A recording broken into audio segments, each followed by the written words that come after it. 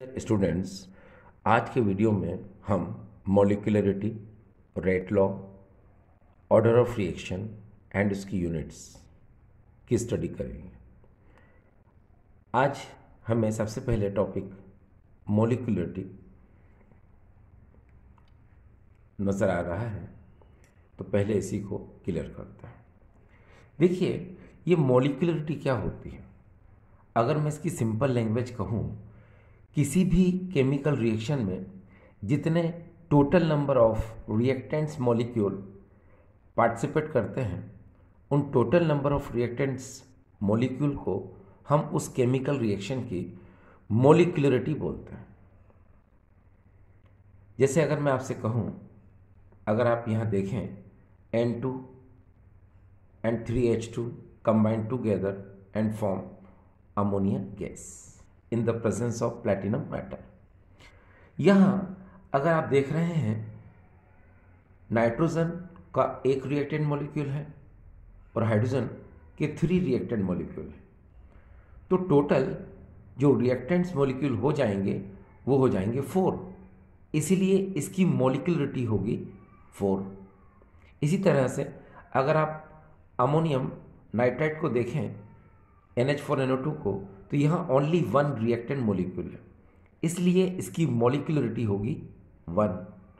अब यहाँ देखें आप, ये 2 NO है और O2 1 है, total number of reactant molecule 3 हैं, इसलिए इसकी मॉलिक्यूलरिटी क्या हो जाएगी 3। अब जो सिंपल लैंग्वेज है जिसको ज़्यादातर लोग यूज़ करते हैं, the total number of reactant molecule which are participated in a chemical reaction is called molecularity of reaction. Once more, the total number of reactants molecule which are participated in a chemical reaction is called molecularity of reaction. किसी भी chemical reaction में जितने total number of reactant molecule participate करते हैं वो उसकी molecularity होती है। देखिए, यहाँ पर नाइट्रोजन का 1 रिएक्टेंट, हाइड्रोजन का 3, टोटल होता है 4, इसकी मॉलिक्यूलरिटी होगी 4। लेकिन ये लैंग्वेज, ये जो डेफिनेशन है, ये प्रॉपर डेफिनेशन नहीं है। आप बहुत अच्छे से जानते हैं कि कोई भी केमिकल रिएक्शन तब स्टार्ट होती है जब रिएक्टेंट मॉलिक्यूल में इफेक्टिव कोलिजन होता है। जब इफेक्टिव कोलिजन होगा तभी प्रोडक्ट बनेगा। तो ऐसे रिएक्टेंट मॉलिक्यूल जो इफेक्टिव कोलिजन करके प्रोडक्ट को बनाते हैं, उन कोलाइड रिएक्टेंट मॉलिक्यूल को हम उस केमिकल रिएक्शन की मॉलिक्यूलरिटी कहते हैं।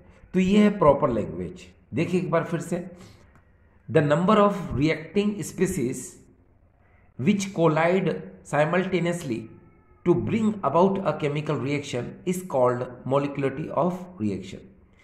ऐसे नंबर ऑफ रिएक्टेंट मॉलिक्यूल जो कोलाइड करते हैं, अपने आप कोलाइड करते हैं, और जिनसे कोई भी केमिकल रिएक्शन स्टार्ट होती है, उन कोलाइड मॉलिक्यूल को हम उस केमिकल रिएक्शन की मॉलिक्यूलरिटी कहते हैं।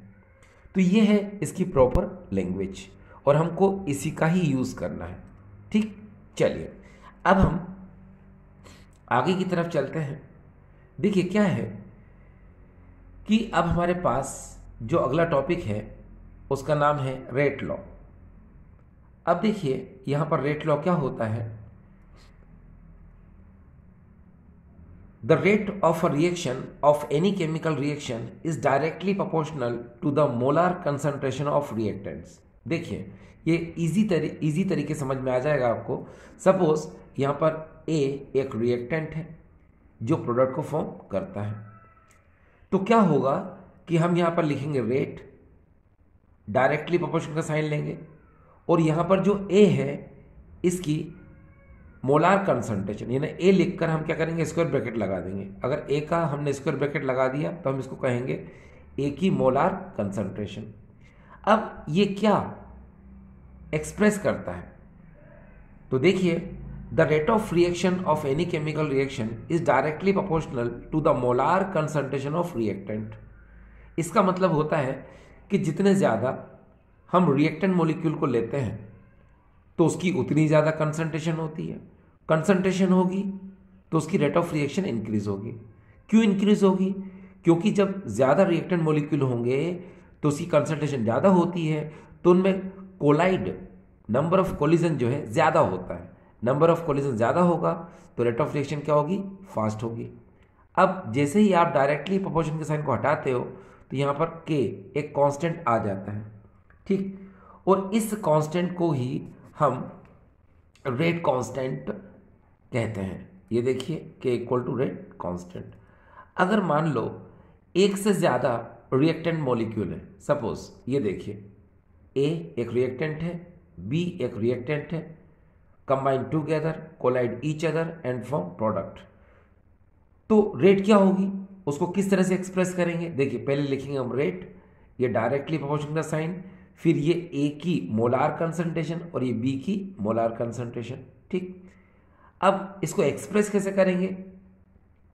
The rate of reaction of any chemical reaction is directly proportional to the product of molar concentration of reactants molecule.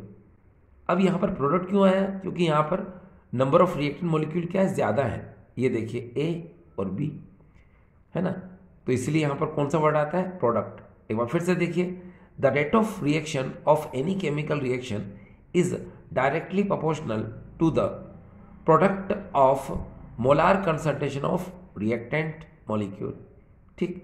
जैसे ही हम इस डायरेक्टली प्रोपोर्शन के साइन को हटाएंगे तो वहाँ एक कांस्टेंट आ जाएगा k, जिसको हम लोग क्या बोलेंगे?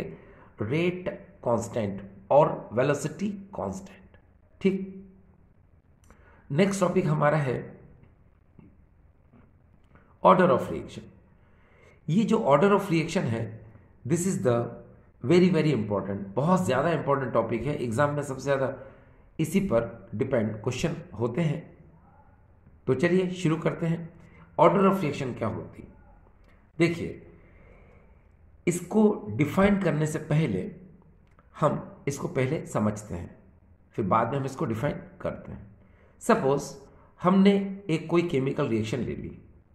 देखिए यहाँ पर A रिएक्टेंट मॉलिक्यूल है और B रिएक्टेंट मॉलिक्यूल है। इस A रिएक्टेंट मॉलिक्यूल के ये small a number of moles हैं और यहाँ पर small b number of moles of capital B, ठीक। एक बार फिर से, यहाँ पर reactant molecule A and reactant molecule B है। Small a is the number of moles of reactant A and small b is the number of mole of capital B, ठीक। जैसे अगर आपको ये समझ नहीं आ रहा है तो चलो इसको पहले मैं आपको समझाता हूँ। इसके लिए हम एक काम कर सकते हैं। जैसे सपोज अगर आप यहाँ देखें, ये देखिए ये N2 gas plus 3H2 gas, ठीक, combined together in the presence of platinum catalyst to form ammonia gas. ये देखिए यहाँ पर हो जाएगा ट्वाइस NH3 गैस। तो ये यहाँ पर क्या है? इनको हम कहेंगे रिएक्टेंट और अमोनिया क्या है यहाँ पर? प्रोडक्ट। अब देखिए हाइड्रोजन के नंबर ऑफ मोल्स कितने हैं? 3, इसको कहेंगे हम number of moles, number of moles. और यहां पर इसके नंबर ऑफ मोल कितने डियर? 1। तो ये देखिए ये इसके नंबर ऑफ मोल 1।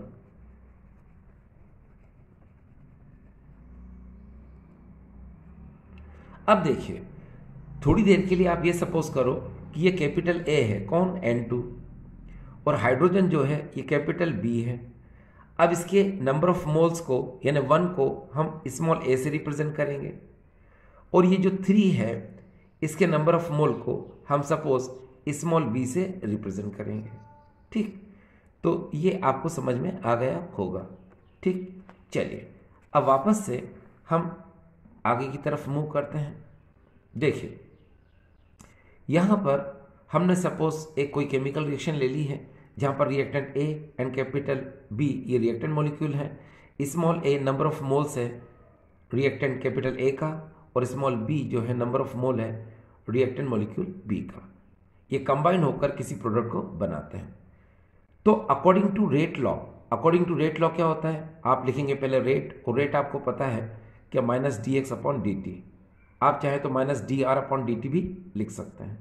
ठीक है, अब आपको पता है यहाँ पर डायरेक्टली प्रोपोर्शन का साइन हटाता है, यहाँ पर डायरेक्टली प्रोपोर्शन का साइन आता है, तो उसको मैंने हटा दिया। हटा कर क्या लिखते हैं हम, के, तो ये मैंने यहाँ पर के लिख दिया। अब देखिए ये जो ए है इसको लिखा और स्क्वायर ब्रैकेट लगा दिया, क्योंकि ए की यहाँ पर हमको मोलार कंसंट्रेशन लिखना पड़ती है अकॉर्डिंग टू रेट लॉ। फिर बी, ये देखिए हमने लिखा, फिर बी की हमने मोलार कंसंट्रेशन ले ली। अब यहाँ पर जो स्मॉल ए और स्मॉल बी है ये नंबर ऑफ मोल्स होते हैं जो मोलार कंसंट्रेशन की पावर में आते हैं। तो ये जो स्मॉल ए है मुझे लिखना चाहिए था यहाँ एम के जगह पर, और स्मॉल बी को मुझे लिखना था कहाँ, एन। लेकिन मैंने क्या किया कि यहाँ पर स्मॉल ए ना लिखकर मैंने एम और स्मॉल बी ना लिखकर मैंने एन लिया। ऐसा मैंने क्यों किया ये बताऊंगा मैं आपको। ठीक, चलिए अब हम क्या करेंगे, ये जो मोलार कंसंट्रेशन है इसकी जो पावर है, ये देखिए एम और एन, इनका अगर हम सम कर दें, इन दोनों को अगर हम ऐड कर देते हैं, ठीक है, इस रेट लॉ एक्सप्रेशन में ए की मोलार कंसंट्रेशन क्या है, एम है, और बी की मोलार कंसंट्रेशन एन है। अगर हम एम और एन का अगर हम सम कर दें तो उसको कहते हैं हम ऑर्डर ऑफ रिएक्शन। ठीक, तो ये order of reaction equal to क्या हो जाएगा, एम प्लस एन। अब हम क्या करेंगे, इसको डिफाइन करते हैं। देखिए कैसे, it is the sum of powers. भाई ये देखिए पावर ही तो है, और इसका क्या कर रहे हैं हम, सम कर रहे हैं। सम किया तभी तो एम प्लस एन आया, तो क्या बोलेंगे, it is the sum of powers of concentration term. अब कंसंट्रेशन टर्म ही है ये, तो क्या बोलेंगे, it is the sum of powers of the concentration term are raised in the rate law expression. ये पूरा क्या बोलते हैं, इसको हम रेट लॉ एक्सप्रेशन बोलते हैं। एक बार फिर से देखिए, it is the sum of powers which raised upon the concentration term in rate law expression is called order of reaction.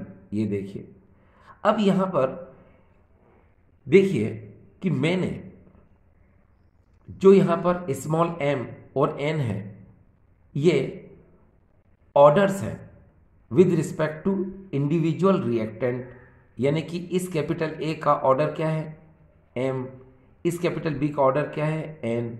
ठीक, अब इनके अगर हम सम कर लेते हैं तो ये ओवरऑल रिएक्शन का क्या आ जाएगा, ऑर्डर ऑफ रिएक्शन आ जाएगा। ठीक है, चलिए अब क्या है, अब आपके दिमाग में चल रहा होगा कि यहाँ पर एम और एन, स्मॉल ए और बी, ठीक है, ये एक्सप्लेन नहीं किया, तो चलो इसको एक्सप्लेन कर देता हूँ। देखिए क्या होता है, सबसे पहले आप एक बात का ध्यान रखें कि मॉलिक्यूलरिटी जो होती है ये एक थ्योरेटिकल कॉन्सेप्ट है जिसको हम किसी भी केमिकल रिएक्शन में देखकर बता सकते हैं, लेकिन ऑर्डर ऑफ रिएक्शन ये एक प्रैक्टिकल कॉन्सेप्ट है जिसको आप देखकर नहीं बता सकते हैं। ठीक है, अगर मैं यहाँ पर एम और एन की जगह पर इस स्मॉल ए को लिखता और इस बी की जगह पर, इस एन की जगह पर अगर मैं यहाँ स्मॉल बी लिखता, वंस मोर, अगर मैं एम की जगह पर स्मॉल ए लिखता और एन की जगह पर अगर मैं स्मॉल बी लिखता, तो फिर वो मॉलिक्यूलरिटी की डेफिनेशन हो जाती। क्या, किसी भी केमिकल रिएक्शन में जितने रिएक्टेंट मॉलिक्यूल पार्टिसिपेट करते हैं वो total number of reactant molecule उस केमिकल रिएक्शन की मॉलिक्यूलरिटी होती है। लेकिन ऑर्डर ऑफ रिएक्शन में ये कोई ज़रूरी नहीं है कि किसी भी केमिकल रिएक्शन की जितनी मॉलिक्यूलरिटी हो उतना ही उसका ऑर्डर ऑफ रिएक्शन हो। इसीलिए हमने यहाँ पर ए की जगह पर एम और बी की जगह पर हमने यहाँ पर एन का यूज़ किया है। ठीक है, चलिए देखो यहाँ पर सबसे पहले आपको इस बात को भी समझ लेना चाहिए, किसी भी केमिकल रिएक्शन में total number of reactant molecule जो पार्टिसिपेट करते हैं वो उसकी मॉलिक्यूलरिटी होती है, लेकिन ऑर्डर ऑफ रिएक्शन में ऐसा नहीं है। ऑर्डर ऑफ रिएक्शन में क्या होता है, ऐसे total number of reactant molecule जिनकी कंसंट्रेशन में ज़्यादा चेंज होता है और जो रेट ऑफ रिएक्शन को अफेक्ट करते हैं, वही उस केमिकल रिएक्शन की ऑर्डर और ऑर्डर ऑफ रिएक्शन को बताता है। ठीक है, जैसे अगर मैं आपको यहां पर एक एग्जांपल लेता हूं, देखिए आपको अच्छा लगेगा, इसको देखिए आप। देखो, इस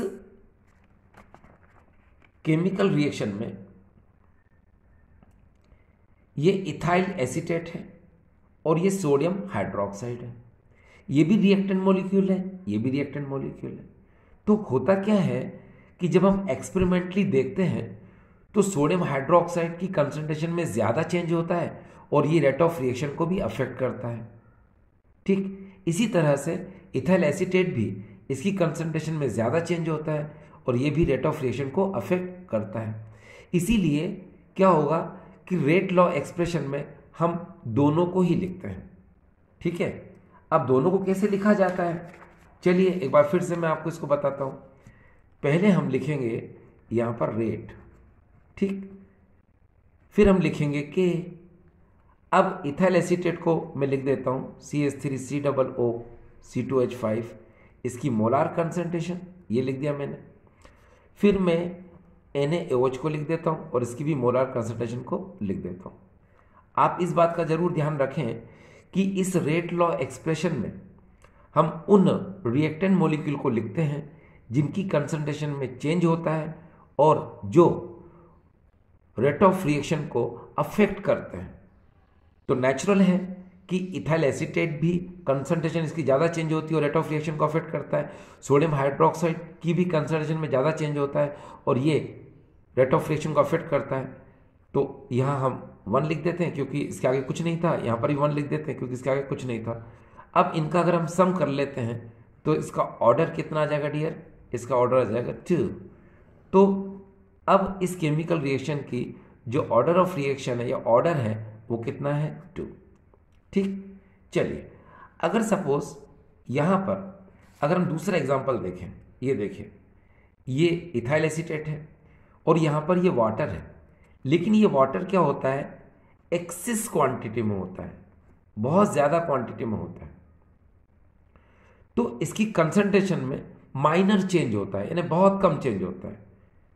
तो ये रेट ऑफ रिएक्शन को अफेक्ट नहीं कर पाता है। On the other hand ethyl acetate की कंसंट्रेशन में ज़्यादा चेंज होता है और ये रेट ऑफ रिएक्शन को अफेक्ट करता है।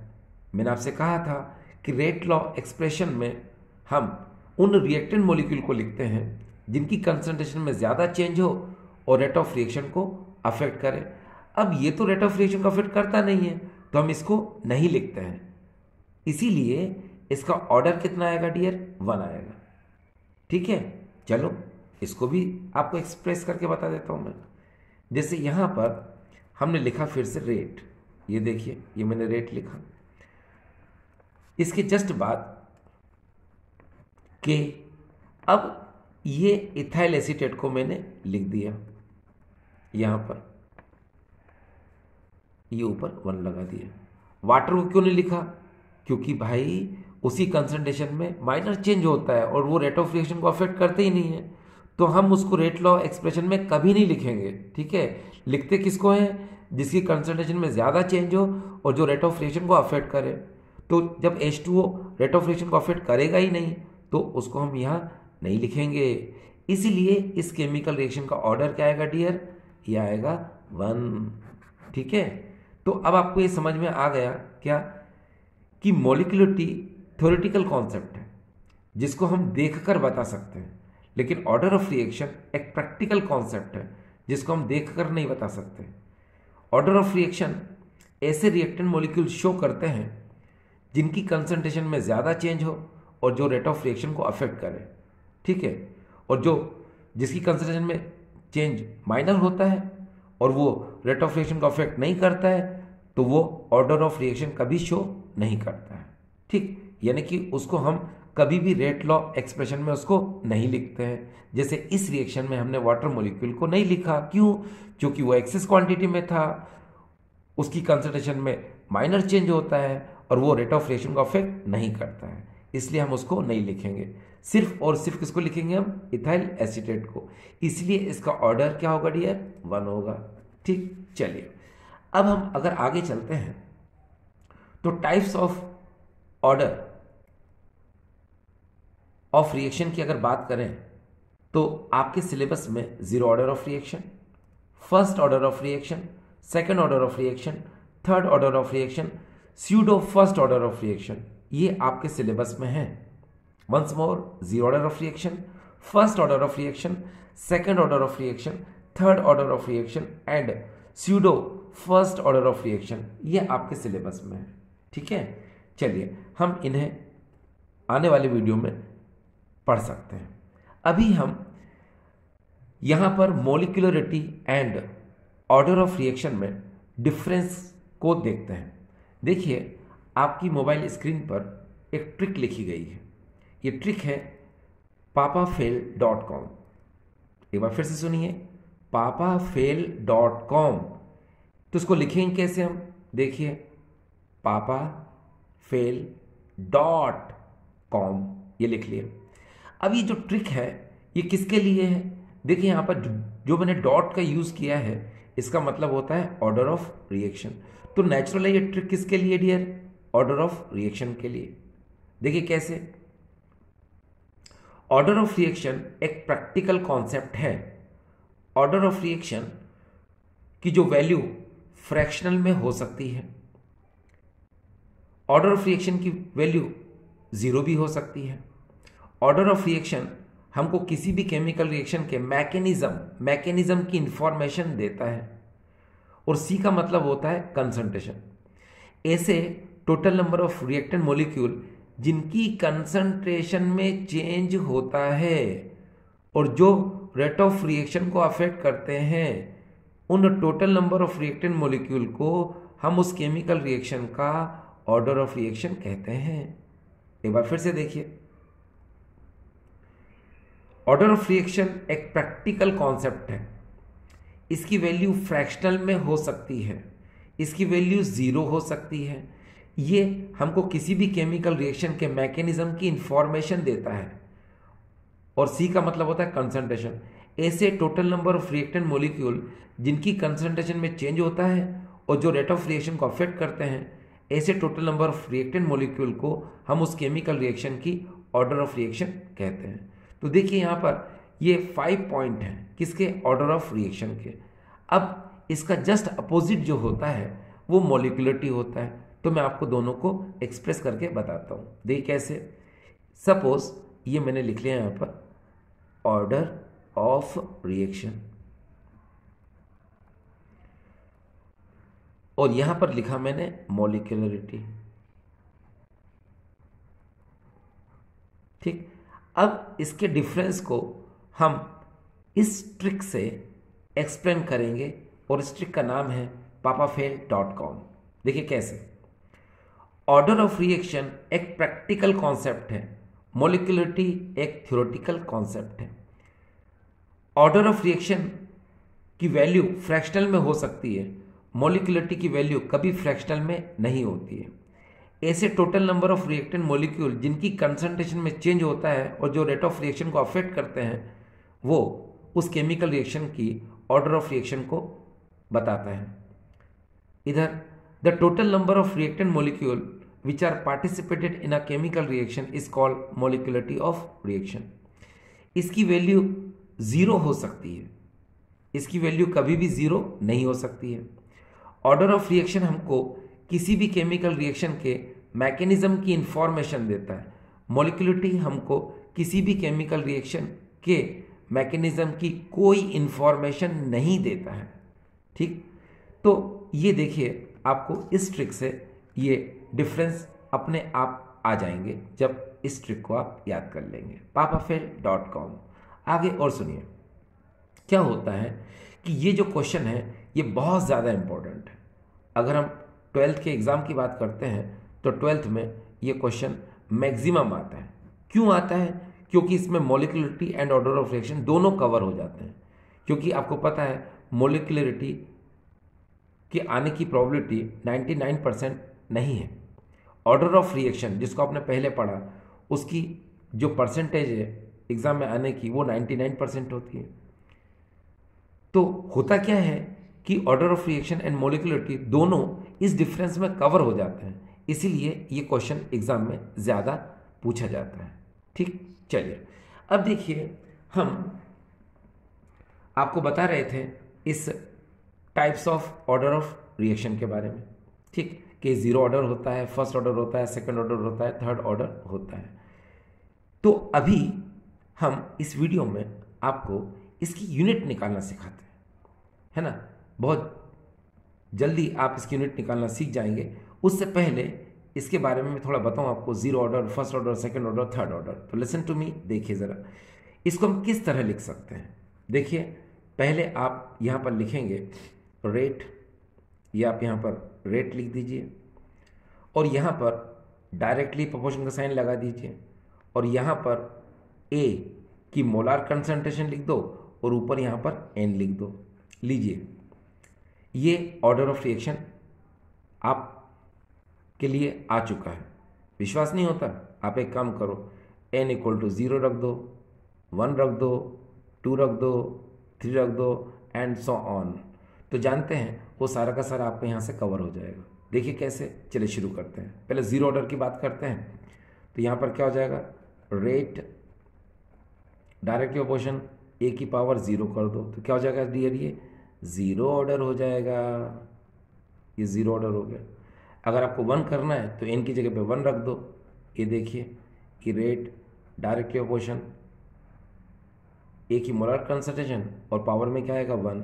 तो this is the first order of reaction.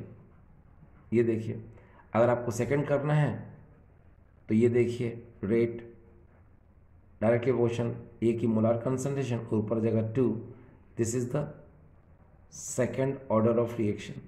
ठीक, एंड फाइनली आप थर्ड ऑर्डर भी देख लीजिए। ये जगह रेट और यहाँ पर डायरेक्ट प्रोपोर्शन का साइन, ए की मोलार कंसंट्रेशन और ऊपर 3, तो ये हो जाएगा यहाँ पर थर्ड ऑर्डर ऑफ रिएक्शन। देखिए, मैंने आपको सभी लिख दिए, ज़रूरत नहीं थी लेकिन फिर भी आपके लिए मैंने लिख दिए। अब देखिए, इनका आप कुछ ही सेकंड के अंदर सभी यूनिट्स निकालना सीख जाएंगे। देखिए, यहाँ पर यूनिट जो है कॉम्पिटिटिव एग्ज़ाम में भी है ना, और हमारा जो सीबीएसई बोर्ड होता है या जो भी बोर्ड एग्ज़ाम होता है उसमें एमसीक्यू क्वेश्चन जो होते हैं उसके अंदर हमको है ना यूनिट के क्वेश्चन दिए जा सकते हैं या दिए जाते हैं। चलिए शुरू करते हैं। देखिए, मैं आपको ट्रिक बता देता हूँ, उसकी ट्रिक भी आप देख लीजिए कैसे, बहुत ईजी है। आपको यहाँ पर लिखना पड़ेगा यूनिट्स इक्वल टू यहाँ पर मोल पर लीटर पर सेकेंड अपॉन यहाँ पर मोल पर लीटर, और यहाँ पर लिख दीजिए आप n। बस ये देखिए, अब आप इस फार्मूले से ये जितने भी ऑर्डर ऑफ रिएक्शन है इसकी यूनिट आप निकाल सकते हैं। चलो, ये मैंने लिख दिया। अब मुझे ज़रूरत नहीं है देखा जाए तो, क्यों? क्योंकि फार्मूला तो लिख दिया मैंने, है ना। लेकिन फिर भी आपके लिए मुझे एक दो एग्जाम्पल बताना पड़ेंगे।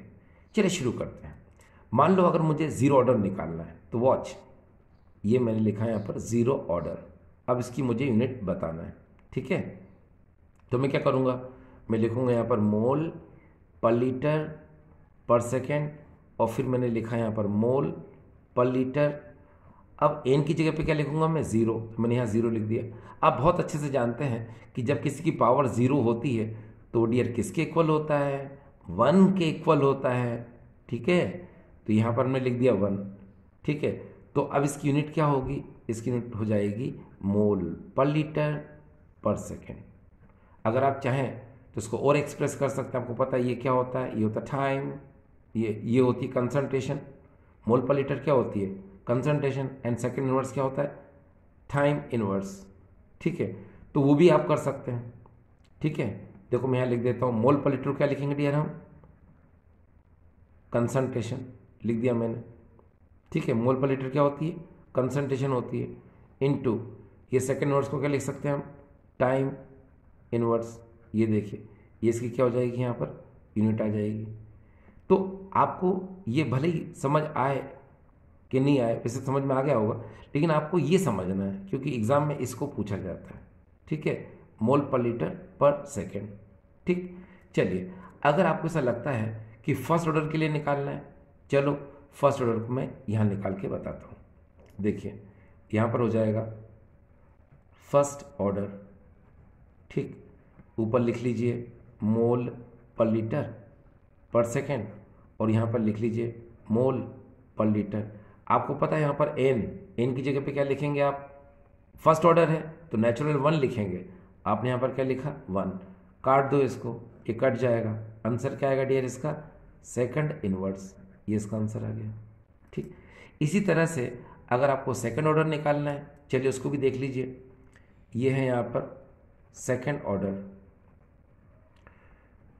मोल पर लीटर पर सेकेंड, फिर हम लिखेंगे यहाँ पर मोल पर लीटर और यहाँ पर लिखेंगे हम एन, ये फार्मूला लिख दिया। अब बिकॉज हम सेकंड ऑर्डर की बात करेंगे तो एन की जगह पर हम यहाँ क्या पुट करेंगे डियर, 2 रखिए जरा यहाँ पर, तो क्या हो जाएगा मोल पर लीटर पर सेकेंड, फिर यहाँ पर क्या हो जाएगा मोल पर लीटर। अब बिकॉज यहाँ पर 2 है तो मैंने क्या किया, 2 ना लिखकर मैंने इसको 2 बार लिख लिया, तो बात तो वही होगी ना, मोल पर लीटर। अब देखो मोल पर लीटर से मोल पर लीटर क्या हो गया, कैंसिल हो गया। अब नेचुरल है कि ये जो मोल है ये अपॉन में, देखिए ये मोल प्लस में है तो ऊपर जाएगा तो किस में हो जाएगा, ये इन्वर्स में। अब लीटर इन्वर्स में है तो ऊपर जाके क्या हो जाएगा, ये पॉजिटिव में कन्वर्ट हो जाएगा, और सेकंड इन्वर्स तो वैसा का वैसे ही है। तो ये देखिए ये सेकंड ऑर्डर की यूनिट आ चुकी है।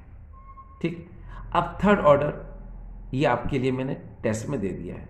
ठीक है, आप थर्ड ऑर्डर अपने आप निकालने की कोशिश करना। ठीक है, तो आपको देखो ये क्लियर हो जाएगा। ठीक, देखिए क्या होता है कि अभी आपने यहाँ पर यूनिट निकालना सीखा है ना, तो आप ट्रिक पर ध्यान दिया करें। जैसे ट्रिक क्या है इसकी, ये है बस, अगर आपको ट्रिक पता है तो आप 0 order, first order, second order, third order किसी का भी आप यूनिट निकाल सकते हैं। ठीक है ना, तो आई होप आपको अच्छा लगा होगा। ठीक, थैंक यू।